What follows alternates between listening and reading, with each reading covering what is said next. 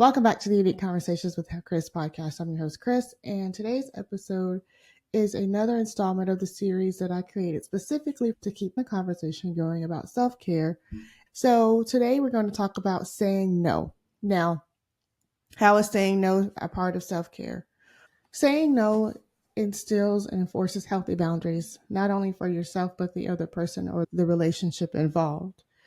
It allows you to clearly express your emotions and feelings. Saying no doesn't necessarily mean that you're selfish or unkind. In fact, it's quite the opposite. It's a powerful tool to help us communicate our needs and protect our energy, which is important. In a recent conversation that I had with Kimberly, the counselor, there was a reference in our conversation about a saying yes cost. For some of us, saying no is something that's foreign and it can take time, especially with people who have the tendencies like myself, who like to people please, who have issues sometimes with codependency, who like to be the go-to or likes to serve others. So it's important as you incorporate saying no more into your self-care journey that you have to give yourself grace. You have to remember to practice some of the other things I've talked about here, like being mindful and being present in your body and listening to your body so that you can truly understand when your body is telling you to say no, or when you are experiencing an emotion that maybe you need to deep dive into more to see if that thing or that person or that idea is something that's serving you and if you need to say no. So just expand on that more.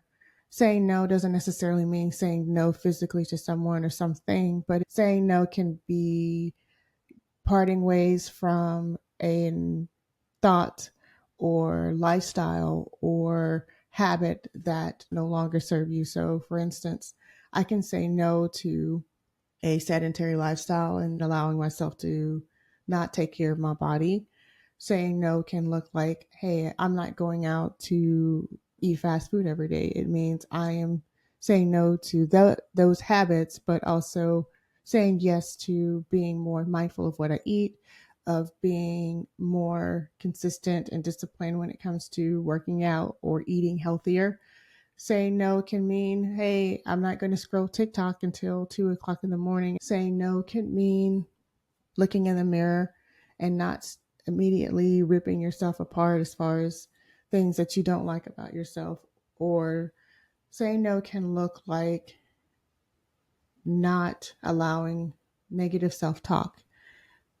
It can look like a number of things. So it's not necessarily a boundary with others. It can be a boundary with yourself. If you don't take anything else from this episode, I want you to recognize how important it is and how expensive it is to say yes and how important it is to maintain our well-being and mental health by saying no. Boundaries is something that is essential to making sure that we're taking care of ourselves mentally, physically, and emotionally. And what I want you to remember is saying no is a form of self-care that allows us to prioritize our needs and protect our energy. And oftentimes, saying yes costs us a lot more than saying no. And remember that setting boundaries is not necessarily a bad or selfish thing, or it's not or unkind thing. In fact, setting boundaries is one of the most kind things that you can do for yourself and the others in any relationship that you are in. So I'm going to end this episode here. I'm looking forward to continuing this conversation with you.